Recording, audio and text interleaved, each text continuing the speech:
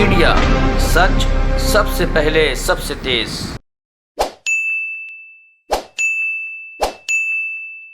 एक बड़ी महत्वपूर्ण प्रेस वार्ता करने जा रहे हैं। आदरणीय रवि जी के साथ आदेश गुप्ता जी हैं, जो दिल्ली प्रदेश भारतीय जनता पार्टी के अध्यक्ष हैं। रामवीर सिंह बिदुड़ी जी हैं, जो नेता प्रतिपक्ष हैं। संजय मयूख जी हमारे मीडिया सेल के सह प्रभारी हैं। मेरा आदरणीय रवि जी से आग्रह है कि अपना वक्तव्य शुरू करें।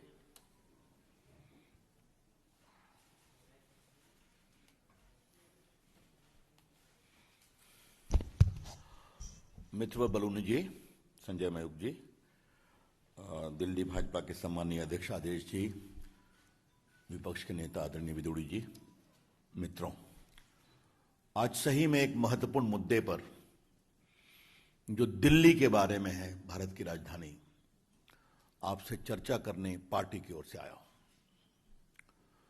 अरविंद केजरीवाल जी हर घर अन्न की बात कर रहे हैं, घर घर पहुंचाएंगे। ऑक्सीजन तो पहुंचा नहीं सके, मोहल्ला क्लिनिक दवा तो पहुंचा नहीं सकी, अब अनाज की बात कर रहे हैं। यह भी कितना बड़ा जुमला है, आज इसकी चर्चा में करने आया हूं।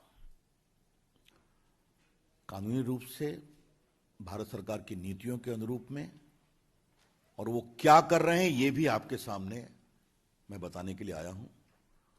और बड़ी विनम्रता से आरंभ में ही मुझे टिप्पणी करनी है कि दिल्ली सरकार राशन माफिया के नियंत्रण में है, उनके सारे फैसले, और ये बात मैं बड़ी जिम्मेवारी से बोल रहा हूं। इसको मैं अभी विस्तार से बताऊंगा। आपको मालूम है कि फूड सिक्योरिटी एक्ट का एक कानून है, जो 2013 का कानून है, हमारे सत्ता में आने के पहले का कानून है। भारत सरकार देश भर में 2 रुपए किलो गेहूं और 3 रुपए किलो चावल की व्यवस्था कराती है। प्रधानमंत्री ग्रामीण अन्न योजना के अंतर्गत पिछले साल भी नवंबर तक दिया था मुफ्त देश के गरीबों को 80 करोड़ को। इस साल पहले 2 महीने किया, अब उसको नवंबर तक कर दिया है। इसका पूरा खर्चा चावल का होता है 37 रुपये, प्रोक्योरमेंट, डिलीवरी, ट्रांसपोर्टेशन, और गेहूं का होता है 27 रुपये। लेकिन भारत सरकार सब्सिडी देकर देश भर के प्रदेशों को देती है राशन शॉप के द्वारा बांटने के लिए। इंपॉर्टेंट समझिए, 2 रुपये किलो गेहूं, 3 रुपये किलो चावल। और भारत सरकार सालाना लगभग 2 लाख करोड़ खर्च करती है इसके सब्सिडी के ऊपर। ये आपको जानकारी होनी चाहिए। ये मैंने फूड सिक्योरिटी एक्ट की बात की। ये देखिए, ये है फूड सिक्योरिटी एक्ट 2013। इसके अंतर्गत राशन शॉप का डिस्क्रिप्शन है कि राशन शॉप क्या है, और इसके 2 प्रावधान की ओर मैं आपका विशेष रूप से ध्यान देना चाहूंगा कि सेक्शन 12 में लिखा हुआ है, door step delivery of food grain to the targeted public distribution system outlets. Outlets के द्वारा। आउटलेट कौन है? फेयर प्राइस शॉप है। उसके बाद इसमें पूरी व्यवस्था है। सेक्शन मैं आपके सामने 28 और 29, और ये मैं माननीय आदेश जी और माननीय बिदुड़ी जी को बहुत विनम्रता से इसको कहना चाहूंगा, ये बात आनी चाहिए कि ये पीरियोडिक ऑडिट होगा हर राशन शॉप का, धारा 28 के मुताबिक। और ये बात जनता को इसकी जानकारी दी जाएगी कि इस फेयर प्राइस शॉप के ऑडिट का नतीजा क्या निकला, वो ठीक काम कर रहे हैं, गलत काम कर रहे हैं। ये कौन करेगा? राज्य सरकार करेगी। और धारा 29 में इस बात का प्रावधान है कि आप विजिलेंस कमिटी बनाएंगे राशन शॉप की मॉनिटरिंग के लिए। जो ये राशन शॉप ठीक काम कर रहे हैं, नहीं काम कर रहे हैं, ये इसकी चिंता करेंगे। तो ये कानूनी व्यवस्था है जो पूरे भारत में लागू है, जिस कानून का नाम है फूड सिक्योरिटी एक्ट। इसलिए मैं देश का कानून मंत्री आज इसका गजट ही लेकर के आया है, जो ये गजट घोषित किया गया था 10 सितंबर 2013 को, मतलब मोदी जी की सरकार के आने के पहले, ताकि किसी को टारगेट करने का आरोप हम पर न लगाया जाए। अब मैं आता हूं one nation one card, one nation one ration card. यह भारत सरकार के द्वारा बहुत महत्वपूर्ण योजना शुरू की गई कि बिहार, यूपी, उत्तराखंड, मध्य प्रदेश, राजस्थान के लोग देश में घूमते हैं मजदूरी में, अब तो दक्षिण भारत के भी घूमते हैं। तो अगर वो गांव पर राशन कार्ड में उसका नाम है तो दिल्ली में नहीं मिलेगा, तो मुंबई में नहीं मिलेगा। तो प्रधानमंत्री जी को यह चिंता जब बताई गई, उन्होंने कहा नहीं, इसका रास्ता निकालो। तब देश में वो मेरे आईटी विभाग ने उसकी चिंता की, वो सिस्टम को प्रोवाइड किया। एक देश एक ration card, one nation one ration card. और मुझे आपको बताते हुए हर्ष होता है कि देश के 34 राज्यों और यूटी ने one nation one ration card को अडॉप्ट कर लिया, 34 राज्यों ने। और अभी तक इस पर 28 करोड़ ट्रांजैक्शन हुए हैं। किसके? पोर्टेबल, जो रहते कहीं और हैं, काम करते कहीं और हैं। तो उनको कोई दिक्कत नहीं हुई कि अगर कोई व्यक्ति बिहार का या यूपी का या राजस्थान का, मध्य प्रदेश का दिल्ली में है, तो आधा परिवार ने अपने गांव में राशन लिया, आधा यहां लिया। यह मतलब होता है one nation one ration card का। भारत के सिर्फ 3 प्रदेशों ने अभी तक one nation one ration card को इंप्लीमेंट नहीं किया है, क्योंकि इसमें आप आधार से जोड़ते हैं। एक बात आपको मैं बता दूं, आधार भी मैं देखता हूं आईटी मंत्री के रूप में, आधार का मतलब क्या होता है? आपकी फिजिकल आइडेंटिटी को कंफर्म करने के लिए आपकी डिजिटल आइडेंटिटी, आपके डिजिटल व्यक्तित्व से आपके निजी व्यक्तित्व की पहचान। और कैसे? आंखों के आइरिस और उंगलियों के निशान या अंगूठे के निशान।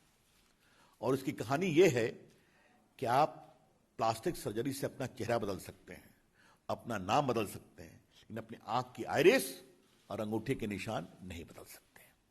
इसीलिए आधार का लिंकेज का यह फायदा होता है।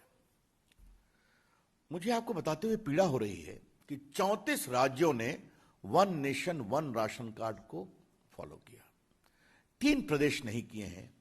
एक आसाम, क्योंकि वहां आधार लेट से शुरू हुआ था, जो उनकी स्थानीय समस्याएं थी नागरिकता को लेकर के इत्यादि। और बाकी 2 प्रदेश, एक का नाम है बंगाल और दूसरे का नाम है दिल्ली। मेरा पहला सवाल यह है श्रीमान अरविंद केजरीवाल से कि आपने one nation one ration card Delhi में क्यों नहीं लागू किया है? इसका जवाब देवो। क्या परेशानी है आपको? क्या दिक्कत है आपको? बीजेपी की ओर से यह सवाल हम बहुत प्रमुखता से उठा रहे हैं कि अगर देश के 34 राज्य one nation one ration card को फॉलो करने को तैयार हैं, तो ममता जी की बात तो जो है वो होगी। इनको दिल्ली में समस्या क्या है? अगर लोकप्रिय मुख्यमंत्री हैं, घर घर पहुंचने की बात करते हैं, तो क्या दिल्ली में वो बार बार उनकी ओर से प्रवासी मजदूरों के बारे में बड़े पीड़ादायक भावनात्मक चीजें उठाई जाती हैं? तो उनको खाना मिले, इसमें कोई दिक्कत क्या है? क्यों नहीं? ये हमारा पहला सवाल है। अब हम आते हैं दिल्ली सरकार के आचरण पर। आचरण की क्या स्थिति है? मैंने पहले बताया कि अब आप राशन कार्ड पर जाएंगे तो पॉस मशीन से आपको ऑथेंटिकेट करना पड़ेगा, तो उससे कोई जाली फरेबी काम नहीं हो सकता। देश भर में लगभग 86% राशन कार्ड अब पॉस मशीन से लिंक हो गए, और कई तो बड़े प्रदेश में 99%, यूपी, एमपी, मेरे प्रांत बिहार में 95% है। बाकी प्रांतों में भी होगा, कुछ कांग्रेसी प्रांतों में भी होगा। अब दिल्ली की कहानी जरा सुनिए आप। दिल्ली में जनवरी 2018 में ई ऑथेंटिकेशन राशन कार्ड पर शुरू किया गया, और आदेश जी और विदुरी जी 4 महीने में इसको रोक दिया गया अप्रैल 2018 में। इस 4 महीने में क्या हुआ? 4 लाख फर्जी राशन कार्ड पकड़े गए दिल्ली में। मैं फिर कहना चाहता हूं, माननीय केजरीवाल जी, जनवरी 18 में आपने शुरू किया, अच्छा किया। 4 महीने में क्यों रोक दिया? क्या समस्या थी? समस्या यह थी कि 4 लाख फर्जी राशन कार्ड पकड़ लिए गए थे। तो राशन माफिया दिल्ली सरकार पर हावी हो गया, इसको रोको। आदेश जी, विदुड़ी जी, तर्क क्या दिया गया? कि टेक्नोलॉजी काम नहीं करती है। तो आपने 4 महीने में 79% ऑथेंटिकेशन कैसे कर लिया भाई, जो 4 महीना हुआ? और अगर टेक्नोलॉजी की समस्या थी तो आईटी विभाग में मुझसे आग्रह करते, भारत सरकार को लिखते। दिल्ली तो भारत की राजधानी है ना। मेघालय में हो रहा है, कश्मीर में हो रहा है, नागालैंड में हो रहा है, अरुणाचल में हो रहा है, जो पहाड़ों में है, हिमाचल में हो रहा है, उत्तराखंड में हो रहा है। यहां क्या परेशानी है आपको? और अगर टेक्नोलॉजी पर हुआ तो 1 आध महीने में ठीक हो जाता, शुरू कर देते।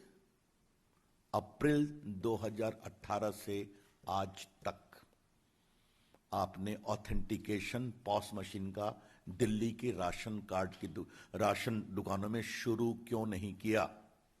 यह दायित्व किसका है? केजरीवाल जी की सरकार का है। तो यह मेरा दूसरा सवाल है। अब मैं आता हूं होम डिलीवरी।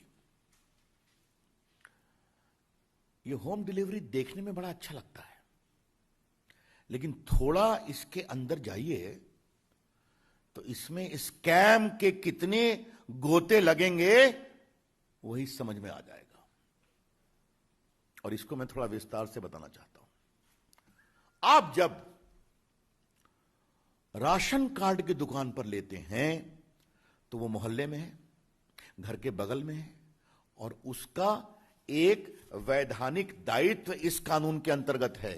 मतलब आपका विजिलेंस होगा, आपका इंस्पेक्शन होगा, आपका सोशल ऑडिट होगा, कितना माल आया, कितना गया, इसका आपको हिसाब देना पड़ेगा। नहीं देंगे तो आपके खिलाफ कार्रवाई होगी। हमारे स्टेटमेंट में आपको मिलेगा यहां क्या क्या हुआ है। लेकिन अगर आप उठा के घर जाएंगे तो कहां का माल कहां जा रहा है कुछ मालूम होगा क्या? कितना माल बीच से गायब हो रहा है ये कुछ मालूम होगा क्या? मैंने जानने की कोशिश की कि भारतवर्ष में और कहीं हो रहा है क्या? कहा नहीं हो रहा है। सिर्फ एक हमको कहानी मालूम हुई कि संभवतः आंध्र प्रदेश में एक योजना चली कि वो ट्रांसपोर्ट से दुकान से उठाते हैं, पॉस मशीन ऑथेंटिकेशन करके, और घर पहुंचा करके जो बचता है उसको दुकान में वापस कर देते हैं। और कहीं कुछ नहीं है। मतलब फेयर प्राइस राशन शॉप की दुकान इसके केंद्र में है। यह कानून की आवश्यकता है ताकि भारत, और केजरीवाल जी पूछते हैं कि मोदी जी ना ये आपका अनाज है ना मेरा अनाज है। केजरीवाल जी ये भारत की जनता का अनाज है जो भारत की जनता के पैसे से खरीदा गया है। तो ये ईमानदारी से बिके, टेक्नोलॉजी के माध्यम से बिके, ये इसकी आवश्यकता है।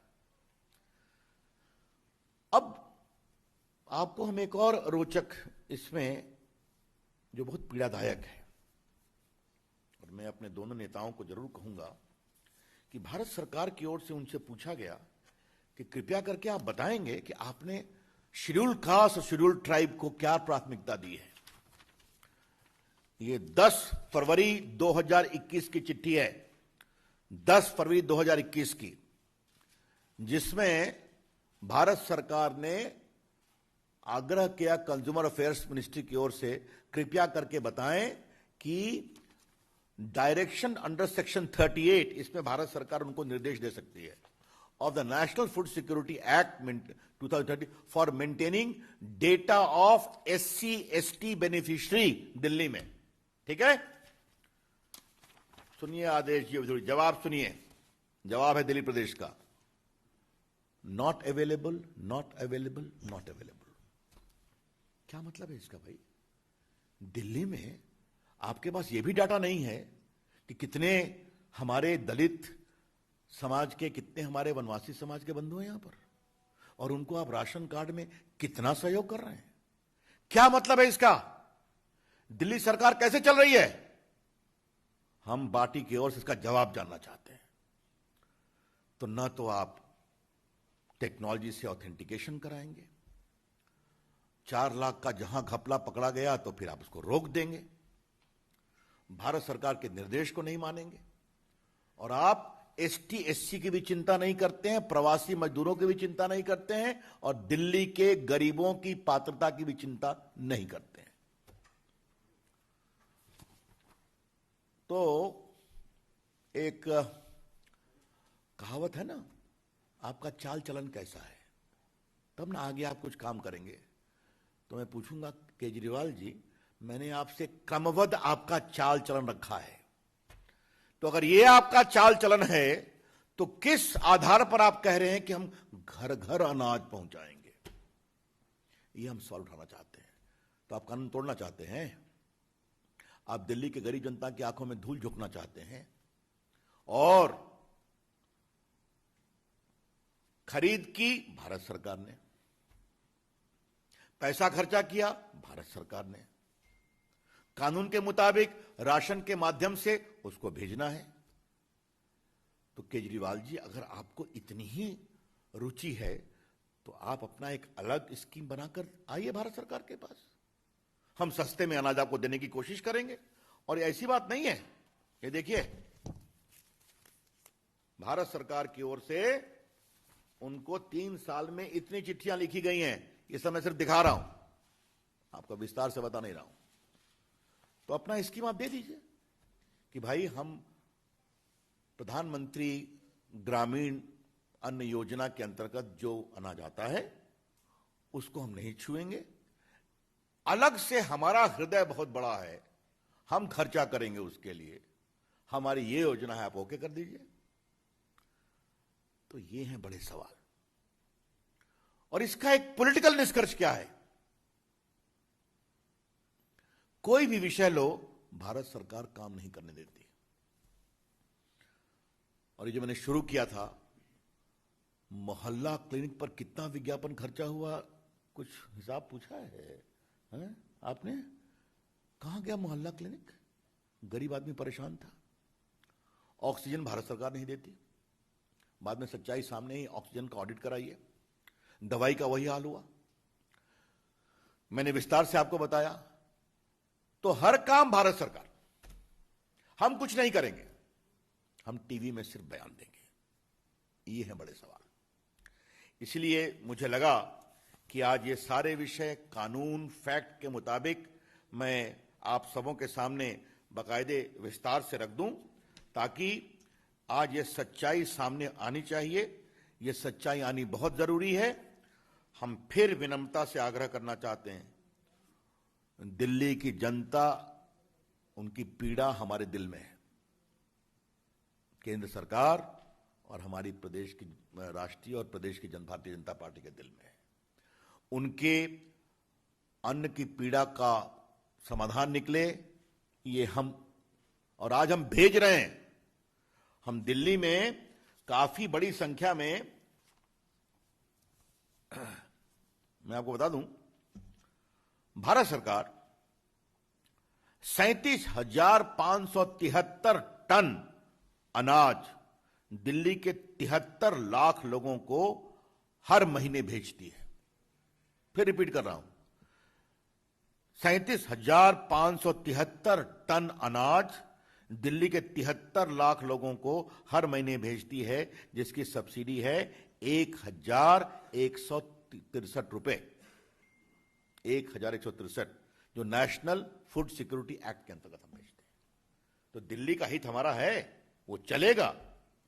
लेकिन सवाल है कि ये जो नई कहानी रची जा रही है, ये दिखावे के लिए है और इस स्कैम को प्रमोट करने के लिए।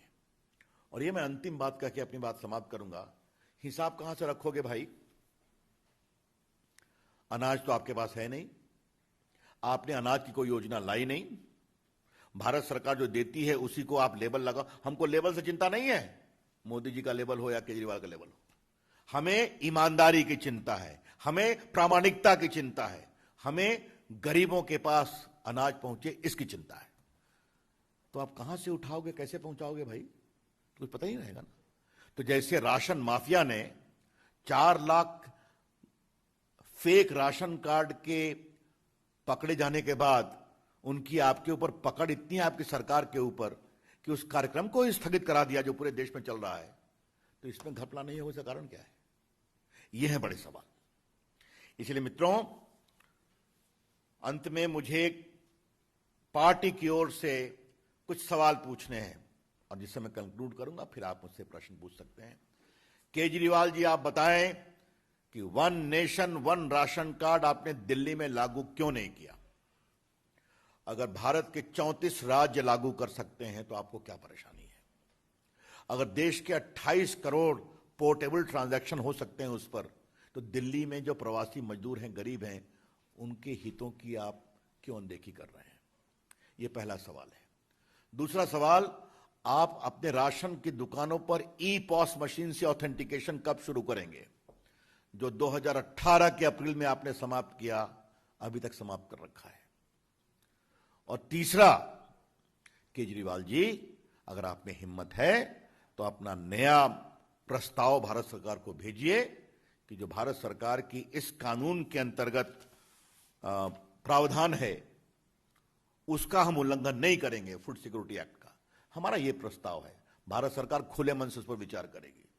और अंतिम बात, केजरीवाल जी, आपके दिल्ली में कितने हमारे दलित परिवार के बंधुओं को राशन का लाभ मिलता है? आपको इसका डाटा भी नहीं है। क्या चिंता करते हैं आप? ये 4-5 सवाल थे, तो मुझे लगा आपको विस्तार से रख दूं। बहुत बहुत धन्यवाद।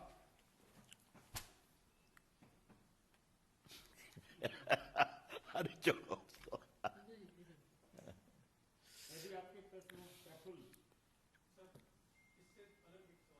पहले मैं इस पर मैं उत्तर लूंगा। हाँ, सवाल लूंगा। ये से नहीं क्वेश्चन ऑन दिस। विषय यही है। सर, अभी आपने अरविंद केजरीवाल के बारे में बताया। आम आदमी पार्टी ये आरोप लगा रही है कि राशन माफिया के दबाव में केंद्र सरकार जुट गई है और इसलिए जो है मुख्यमंत्री घर घर राशन योजना को बंद कराया गया। मेरा जवाब बहुत साफ है। हमने आपके सामने कानून रखा, हमने इनके बारे में इनका अतीत रखा, 4 लाख फेक राशन कार्ड पकड़े गए वो रखा, 1 नेशन 1 कार्ड क्यों नहीं लिखा, डिजिटाइजेशन से चीजें प्रामाणिक होते हैं, आप भी जानते हैं। डायरेक्ट बेनिफिट ट्रांसफर में देश के 10 करोड़ किसानों को अब तक हम 1 लाख करोड़ भेज चुके हैं सीधा उनके बैंक अकाउंट में। ये सीधी सी बात है।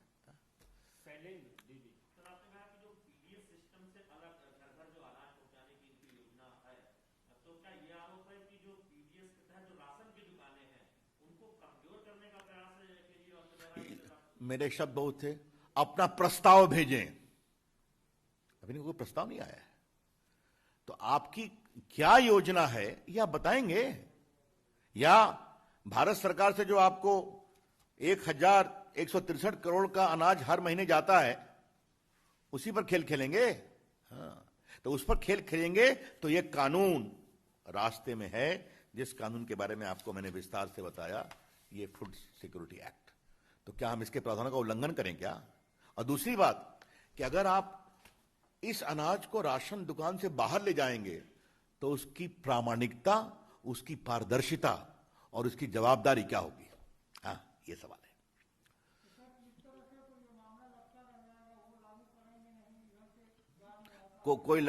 कोई लटका नहीं रहेगा। भारत सरकार हर महीने दिल्ली के 73 लाख लोगों को 1163 करोड़ रुपए का अनाज, लगभग 37,573 टन भेजती रहेगी। उनको तो अभी मिल रहा है ना, तो अभी मिल रहा है। हाँ, एक मिनट और, हमें खबर मिली है कि दिल्ली में काफी जगह पॉस मशीन लगा है या लगने की प्रक्रिया जारी है, तो उसको शुरू करिए ना, क्यों नहीं शुरू करते?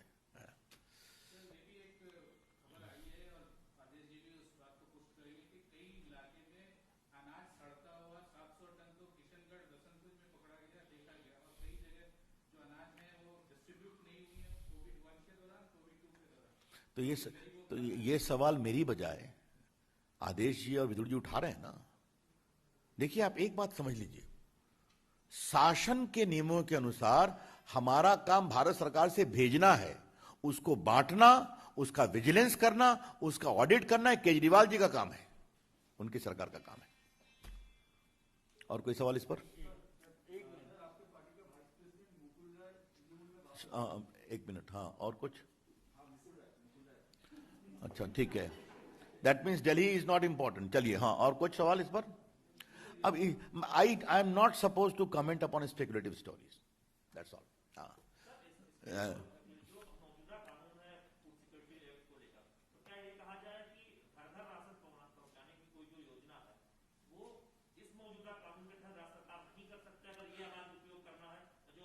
नहीं, एक बात फिर कहूंगा, इस योजना के अंतर्गत, अन्न सुरक्षा योजना के अंतर्गत, राशन शॉप उसका केंद्र है, क्योंकि हर मोहल्ले में है।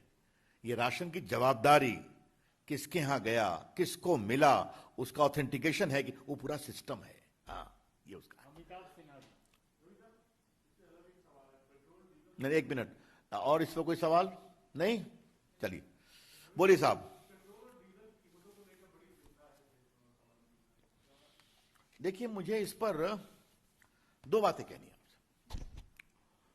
अंतर्राष्ट्रीय बाजार में जो क्रूड ऑयल और बाकी की कीमत है वो तो आप जानते हैं। कितनी बार पेट्रोल का दाम कम हुआ है, जब अंतर्राष्ट्रीय बाजार में हुआ, डीजल का दाम भी कम हुआ है, वो भी दर्जनों बार हुआ है पिछले 4-5-6 वर्षों में। लेकिन थोड़ा मुझे कांग्रेस पार्टी से एक सवाल पूछना है कि वैट राजस्थान में हाईएस्ट है। मैं आंकड़ा देना चाहता हूं, राजस्थान में डीजल पर वैट है 26%, सेस को निकाल दीजिए। बगल में गुजरात में है 20.2%। पेट्रोल पर राजस्थान में वैट है 36%, अगर आप सेस को निकाल दीजिए। हरियाणा में वैट पेट्रोल पर है 16.640%। अब महाराष्ट्र, पंजाब, ये सब के डिटेल्स मेरे पास हैं।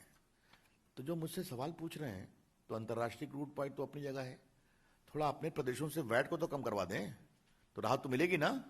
हाँ भाई, सीधी सी बात है। ये अच्छा होता भारत में खूब कच्चा तेल निकलता, उसकी हमारी कोशिश है। तो जब दुनिया कच्चे तेल के रेट पर डिपेंड करती है, तो हर प्रदेश को अपने लोगों की चिंता के अनुसार इसका ध्यान रखना चाहिए। और एक बात मुझे याद आ गई, अमिताभ जी, आपने सवाल पूछा है तो आज थोड़ा उसका उत्तर देने की इच्छा है। चिदम्बरम साहब का एक स्टेटमेंट था जब वो वित्त मंत्री थे, याद है ना? वो हम लोग बहुत टिप्पणी करते हैं कि जब 20 रुपए में आइसक्रीम खा सकते हो तो पेट्रोल बढ़ा हुआ दाम क्यों नहीं दे सकते हो? याद है ना? देखो, उनका स्टेटमेंट मेरे पास है, टाइम्स ऑफ इंडिया में, और क्या क्या स्टेटमेंट थे। तो मुझे लगता है कि इसके बारे में थोड़ी संवेदनशीलता जरूरी है। Any other question? बहुत बहुत धन्यवाद। धन्यवाद।